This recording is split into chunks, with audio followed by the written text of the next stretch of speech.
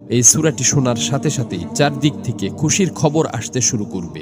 এই সূরাটি মূলত তারাই শুনবেন যারা খুবই অভাবে আছেন, কষ্টে আছেন, কোনোভাবেই যাদের মনের আশা পূরণ হচ্ছে না, যারা গরিবি দূর করতে চান, ঋণ পরিশোধ করতে চান, এবং যারা চাকরি হারিয়ে দিশেহারা হয়ে পড়েছেন, কোনোভাবেই কোনো মাধ্যম খুঁজে পাচ্ছেন না।